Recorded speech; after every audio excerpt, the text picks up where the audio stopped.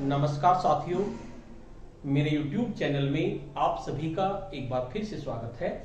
साथियों, जैसा कि आपको पता है, पंचायत चुनाव में आप सभी लोगों की ड्यूटी लगी हुई है। किसी की पीठासीन अधिकारी के रूप में ड्यूटी लगी है, किसी की प्रथम मतदान अधिकारी के रूप में और किसी की द्वितीय मतदान अधिकारी के रूप में। सभी के अपने अपने काम बटे हुए हैं, लेकिन हमें एक टीम के रूप में कार्य करना है और सभी कार्य हमें आने चाहिए। मैं कोशिश कर रहा हूं कि आपको हर चीज की वीडियो उपलब्ध करा सकूं, जिससे कि जिन शिक्षक साथियों की पहली बार ड्यूटी लगी है उनको कोई भी दिक्कत चुनाव के दौरान ना आए। कुछ हमारी महिला शिक्षिकाएं हैं, उनकी पीठासीन के रूप में ड्यूटी लगी है, उनको काफी समस्याओं का सामना करना पड़ता है क्योंकि पहली बार पीठासीन की ड्यूटी कर रही हैं। कुछ बातों का पता है क्योंकि ट्रेनिंग में सभी बातें क्लियर नहीं हो पाती और हम अपनी क्वारीज भी नहीं कर पाते। मुझे काफी अच्छा लगता है जब आप मेरी वीडियो पे कमेंट्स करते हैं, कमेंट्स करके प्रश्न पूछते हैं, फिर मैं कोशिश करता हूं उन कमेंट्स के जवाब देने की, लेकिन मैंने सभी के कमेंट्स के जवाब देना संभव नहीं होता। तो इसलिए आज की इस वीडियो में मैंने कुछ कमेंट्स इसमें लिखे हैं जो आपने मेरी वीडियो के दौरान मुझे लिखे हैं और उनका सभी का जवाब मैं कोशिश करूंगा इस वीडियो के दौरान आप सभी को देने की, क्योंकि जब तक आप कमेंट्स नहीं करेंगे हमें पता नहीं चलता कि आप एक्चुअल में पूछना क्या चाहते हैं। और सभी बातें मैं भी नहीं जानता, लेकिन कोशिश करता हूं जितना मेरा अनुभव है 15 साल का चुनाव का, तो उसके आधार पर मैं आपको बता देता हूं कि इसका प्रश्न का जवाब आपका ये होगा। तो हमारे कुछ शिक्षक साथियों ने कमेंट्स करे हैं। पहला प्रश्न है, क्या अलग अलग वार्ड के मतपत्रों के प्रतिफल अलग अलग लिफाफों में रखेंगे? ये प्रश्न आया, कई शिक्षक साथियों ने पूछा है कि जब वार्ड अलग अलग हैं, उनके मतपत्र भी अलग अलग हैं, तो फिर उनके प्रतिफल भी अलग अलग होंगे, तो क्या उनके लिफाफे अलग अलग रखेंगे? तो मैं आपको बता देना चाहता हूं, अगर इस तरह से हम रखेंगे, हो सकता है हमारे यहाँ 7 वार्ड हो या 5 वार्ड हो, तो बहुत सारे लिफाफे हो जाएंगे। आपको ज्यादा सिरदर्दी नहीं लेनी है। जितने भी वार्ड हैं आपके यहाँ, तो वार्ड के वार्ड मेंबर के मतपत्रों के प्रतिफल वार्ड मेंबर वाले में ही रखने हैं। चाहे आपके 1 वार्ड हो, चाहे 2 वार्ड हो, चाहे 3 वार्ड हो, आपको एक ही लिफाफों में मतपत्रों के प्रतिफल रखने हैं। मतपत्रों के प्रतिफल के लिए आपके पास 4 लिफाफे हैं, क्योंकि 4 पद है। पहला आपका ग्राम सदस्य का है, दूसरा प्रधान का है, तीसरा बीडीसी का है, चौथा आपका जिला पंचायत का है। तो 4 लिफाफे हैं, 4 लिफाफों में ही मतपत्र के प्रतिफल रखे जाएंगे। जो ग्राम पंचायत का है, भले आपके 3 वार्ड है, 4 वार्ड है, आपको एक ही लिफाफे में इसको रखना है और इसको सील करना है। और इसका सबसे बढ़िया तरीका यह है, अगर आप पीठासीन है तो आप ये जो लिफाफा नंबर 2 होता है, संवैधिक लिफाफा, जो मैंने वीडियो बनाई है, तो 4 लिफाफे हैं। इन चारों लिफाफों को आप पीछे से सील करके, हमारे एक शिक्षक साथी ने यह भी प्रश्न किया है कि उसको सील कैसे करें लिफाफे को। अब ये प्रश्न का जवाब तो देना बड़ा मुश्किल है, क्योंकि मेरे पास सील नहीं है, लिफाफे नहीं है, मैं कैसे बताऊं। लेकिन मैं थोड़ा सा आइडिया आपको बता देता हूं। मान लीजिए आपके पास एक लिफाफा है, ये इस तरह का, ये बीच में इसमें इसका जॉइंट है, इस तरह से जॉइंट होता है लिफाफे में, और ये इसका कवर है। तो आपको करना क्या है, एक आपको लाख मिलेगी, मोमबत्ती मिलेगी और आपको सील मिलेगी, ब्रास सील। आपको चुनाव के दौरान ही आपको इस पर 2-3 जगह सील लगा देनी है। एक तो यहां पर, एक यहां पर, एक यहां पर, एक यहां पर। ऊपर का कवर छोड़ देंगे सील लगाने के लिए। ये आपको पहले ही काम निपटा लेना है, क्योंकि केवल इसमें हमें रखना है, तो इसलिए ऊपर का छोड़ देंगे। सील कैसे लगाएंगे? लाख को, मोमबत्ती को जलाएंगे, उसके ऊपर लाख रखेंगे। ध्यान रखेंगे लाख आपकी उंगली पे ना गिर जाए, क्योंकि वो बहुत ज्यादा वो होती है ज्वलनशील और उंगली को खराब कर देती है। तो आपको जैसे रख के यहां पर रखेंगे गत्ते कार्डबोर्ड से, उसको दबा देंगे और थोड़ी देर बाद उसको हटा देंगे, तो सील कोई भी बता देगा, जो द्वितीय मतदान अधिकारी आपका होगा वो आपको सील लगानी बता देगा। तो इसकी कोई दिक्कत नहीं है इसको सील लगाने का। तो ये हमारा प्रश्न हो गया, और ये पहला प्रश्न भी हमारा हो गया। दूसरा प्रश्न हमारे कुछ शिक्षक साथियों ने पूछा है कि क्या अलग अलग वार्ड का अलग अलग मतपत्र लेखा बनेगा? ऐसा बिल्कुल भी नहीं है। कुछ जगह ट्रेनिंग में बताया गया है कि अलग अलग वार्ड का अलग अलग मतपत्र बनेगा। ये बहुत दिक्कत हो जाएगी, आप ज्यादा चक्कर में मत पड़ें। एक वार्ड के वार्ड मेंबर का एक ही मतपत्र लेखा बनेगा, उसमें आप अलग अलग शो कर सकते हैं। मान लीजिए उसमें कॉलम वैसे छोटा है, लेकिन आप उसमें शो कर सकते हैं। वैसे तो मतपत्र क्रम से ही आपको मिलेंगे, आपको लिखना है कितने मतपत्र आपको मिले, अगर क्रम से हैं। और अगर उनका अलग अलग वार्ड का अलग अलग क्रम है तो आप लिख देंगे 001 से लेकर 00 या 0 तक वार्ड 1 के हमें मिले, 0101 से लेकर हमारे 0 जो भी कुछ है 201 तक हमें वार्ड 2 के मिले। तो थोड़े छोटे छोटे कॉलम लिख देना, कोई दिक्कत आपको नहीं होगी। तो इस तरह से आपको ये लिखना है। और लेकिन वार्ड मेंबर का एक ही मतपत्र लेखा बनेगा, अलग अलग मतपत्र लेखा आपका नहीं बनेगा। आपके 4 मतपत्र लेखा बनेंगे, एक आपका वार्ड का, एक आपका प्रधान का, एक आपका बीडीसी का और एक आपका जिला पंचायत का।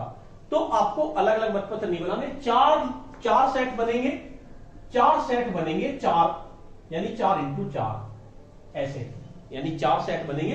क्योंकि अगर आपकी 4 में 3 बना लीजिए आप सेट, कोई दिक्कत नहीं है। अगर आपकी 2 लगती है मतपेटी तब आप 3 सेट बना लीजिए, वरना 4 सेट है। 2 तब 4 बना लीजिए, अगर एक ही लग रही है तो आप 3 सेट बना लीजिए। क्योंकि एक सेट तो आपका मतपेटी पर बन जाएगा, एक आपके हाथ में खुला रहेगा और तीसरा आपके पास रहेगा। बहुत सी बार सेक्टर मजिस्ट्रेट मांग लेते हैं या अपने लिए भी चाहिए हमें, तो 3 तो बना ही लेना आप इसे। तो इसका ध्यान है कि आपको अलग अलग वार्ड का अलग अलग मतपत्र लेखा नहीं बनाना है, एक ही बनाना है। उसमें आप अलग अलग वार्ड शो कर दीजिए कि इस वार्ड के हमारे इतने मतपत्र मिले, इसके इतने मिले और इतने हमारे बच गए। वो भी आप दिखा दीजिए कि वार्ड 1 के हमारे इतने बचे, वार्ड 2 के हमारे इतने बचे। वो मैंने मतपत्र लेखा की वीडियो बनाई है, आप उसको ध्यान से देखिए तो आपके समझ में आ जाएगा। तीसरा एक प्रश्न और मेरे याद आ रहा है। तो कुछ लोग कह रहे हैं कि मान लीजिए 1 और 2 वार्ड का चुनाव हो रहा है और बीडीसी के 3-4 वार्ड का चुनाव हो रहा है। तो मैं आपको बता दूं, आपको समस्या केवल वार्ड मेंबर में आएगी। बीडीसी में संभवतः आपको एक ही वार्ड मिलेगा, क्योंकि बीडीसी का एरिया थोड़ा बड़ा होता है। मान लीजिए मैं आपको अपने गांव का एग्जांपल बताऊं, यहां पर 13 वार्ड है, लेकिन बीडीसी का केवल 1 वार्ड है। क्योंकि बीडीसी के जो वार्ड होते हैं वे जनसंख्या घनत्व के आधार पर होते हैं। तो संभवतः आपको बीडीसी का एक ही वार्ड मिलेगा और ज्यादा से ज्यादा 2 मिल सकते हैं, इससे ज्यादा वार्ड नहीं मिलेंगे। जिस तरह से आपने इसका मतपत्र लेखा बनाया, इसी तरह से बीडीसी के में भी आप अगर आपको अलग अलग वार्ड मिल रहे हैं तो उनमें शो कर सकते हैं। वैसे बीडीसी का एक ही वार्ड मिलेगा, जिला पंचायत का भी आपको एक ही वार्ड मिलेगा। 2 बहुत कम संभावना है। तो आपको केवल इसमें ध्यान रखना है, तो ऐसी कोई दिक्कत नहीं आएगी। अब तीसरा मोस्ट इंपोर्टेंट प्रश्न है, क्योंकि ये बातें ट्रेनिंग में नहीं बताई जाती, प्रैक्टिकली बातें होती हैं। मान लीजिए एक आदमी मतदाता आपके पास ऐसा आता है, वो कहता है कि मुझे तो केवल प्रधान को वोट देनी है, बाकी 3 को मैं वोट नहीं देने का। अब ऐसी कंडीशन में क्या करें? मतपत्र तो हमें 4 फाड़ने पड़ेंगे। तो उसमें आप उसे समझाइए, भाई तुझे प्रधान को वोट देनी है, प्रधान को वोट दे दे, लेकिन बाकी ये 3 मतपत्र हैं, इनको भी आप मतपेटी में डलवा दो। उससे भले ही उस पर मोहर ना लगाए, क्योंकि हमें अपनी गिनती पूरी करनी है। अगर वो जिद कर रहा है कि मैं बिल्कुल नहीं डालने का, तो मत डाले भाई, लेकिन मतपेटी में इन्हें घेर दे, खाली चले जाएंगे ये, लेकिन हमें तो उखाड़ने पड़ेंगे। तो ऐसी स्थिति से बचना है, आपको अपना विवेक यूज करना है, देखना है कि आप स्थिति को किस तरह से हैंडल कर सकते हैं। तो ऐसी कंडीशन में आपको अगर वो कह रहा है मैं प्रधान को दूंगा या बीडीसी को दूंगा, बाकी को मैं नहीं देना, तो आप उसे बीडीसी का दे दो, बीडीसी घेर आओ, लेकिन बाकी 3 को भी आप मतपेटी में उससे डलवा दो। चौथा प्रश्न है हमारा, अब हमारा द्वितीय मतदान अधिकारी है, उसके पास काम बहुत है। बहुत समस्या हो जाएगी अगर द्वितीय मतदान अधिकारी आपका ढीला हुआ, यानी वो थोड़ा सा कम काम करने वाला हुआ, तो आपके सामने बहुत ज्यादा समस्या आ जाएगी। अब देखिए क्या करना है। जो द्वितीय मतदान अधिकारी है उसको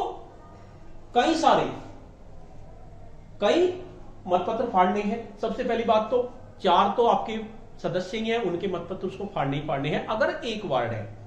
लेकिन अगर आपके सदस्य के 2-3 वार्ड उसके सामने आ गए तो फिर उसके सामने और ज्यादा दिक्कत आ जाएगी, क्योंकि उसे वार्ड के अनुसार मतपत्र फाड़ के देना पड़ेगा। मान लीजिए प्रधान का तो 1 मतपत्र है, क्रम से देता रहेगा, लेकिन अगर वार्ड 2-3 है तो जिस वार्ड का मतदाता आ रहा है उसी वार्ड का उसे बैलेट पेपर देना पड़ेगा। ये कंडीशन आपकी सदस्य वाले में आएगी और हो सकता है बीडीसी वाले में भी आ जाए, क्योंकि आपकी मतदाता सूची में 2 बीडीसी के हो वार्ड, तब आपको 2 बीडीसी के भी देने पड़ेंगे। तो ऐसी स्थिति से बचने के लिए मेरा सुझाव है, ऐसा नहीं आप लकीर के फकीर बने कि जिसको जो काम दे रखा है उसको वही काम करना है। आपको करना क्या है, आपका द्वितीय मतदान अधिकारी है, अगर वो सही है, काम सही कर लेता है, तो आप उसको उसके पास बिठा दीजिए। 2 मतपत्र द्वितीय मतदान अधिकारी को दे दीजिए, यानी कि ग्राम प्रधान का और सदस्य का, वो आसानी से दे देगा। और 2 मतपत्र यानी कि बीडीसी और जिला पंचायत के, उसको दे दीजिए, वो दे देंगे, यानी कि उनका काम हल्का हो जाएगा। ऐसा नहीं है। और जो मतपेटी है, मतपेटी का काम है उसका, मतपेटी में उसको मतों को नीचे करने का, उसको आप कर लीजिए, क्योंकि आप पीठासीन है, आपको हैंडल करना है। तो ऐसा नहीं है कि द्वितीय मतदान अधिकारी पर ही आप बर्डन डाल दें और सारा भीड़ लग जाए वहां पर। तो आप द्वितीय मतदान अधिकारी को उसकी मदद के लिए, क्योंकि प्रशासन हमें 2 मतदान अधिकारी नहीं देंगे, कायदे में इसमें 2 मतदान अधिकारी होने चाहिए थे, लेकिन हमें नहीं मिल रहे। तो हमें स्थिति को किस तरह से हैंडल करना है, ये मैं आपको बता रहा हूं। इस तरह से आपको द्वितीय मतदान अधिकारी के काम को 2 जगह बांट देना है, चाहे तो आप बैठे या द्वितीय मतदान अधिकारी को बिठाए, लेकिन आपको उसका काम थोड़ा हल्का कर देना है।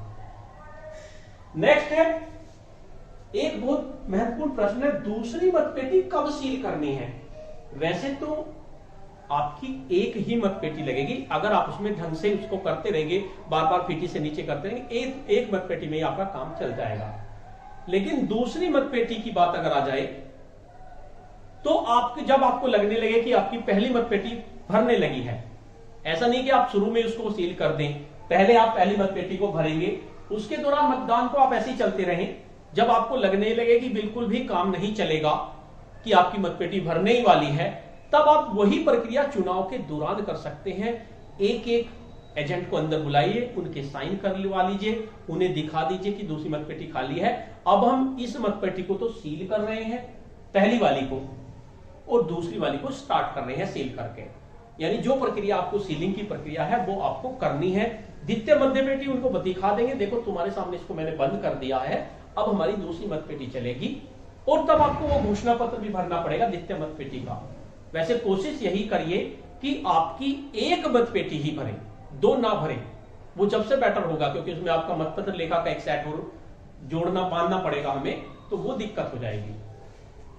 नेक्स्ट है आपका, उम्मीद है आप सभी लोगों को ये समझ में आ गया है दूसरी मतपेटी कब सील करनी है, यानी कि चुनाव के दौरान ही। चुनाव चलता रहेगा, आप 2-3 मतदान अभिकर्ताओं को बुलाइए, उन्हें बता दीजिए कि भाई मतपेटी भर गई है, मुझे दूसरी स्टार्ट करनी पड़ेगी, देखो मैं इसमें तुम्हारे सामने सील लगा रहा हूं और इसको मैं स्टार्ट कर रहा हूं, दूसरी को बंद कर रहा हूं। चुनाव को ऐसे ही चलते रहने दीजिए, कोई डिस्टर्ब करने की उसको जरूरत नहीं है, और ना ही इतनी बड़ी प्रक्रिया है, उसको आप बीच में ही कर लीजिए। वैसे ऐसी नौबत आपके सामने नहीं आएगी। नेक्स्ट एक प्रश्न था, मतदान अभिकर्ता और निर्वाचन अभिकर्ता में क्या अंतर है। मैंने कोशिश की है इसका जवाब ढूंढने की। जो मतदान अभिकर्ता होते हैं, एक ही बात होती है निर्वाचन अभिकर्ता और मतदान अभिकर्ता की। मान लीजिए एक आदमी ग्राम प्रधान का चुनाव लड़ रहा है और वो कहता है मैं एजेंट बनूंगा अपना ही। अगर वो अपना ही एजेंट बन रहा है, यानी प्रधान है और फिर भी एजेंट बन रहा है, तो वो होगा हमारा निर्वाचन अभिकर्ता।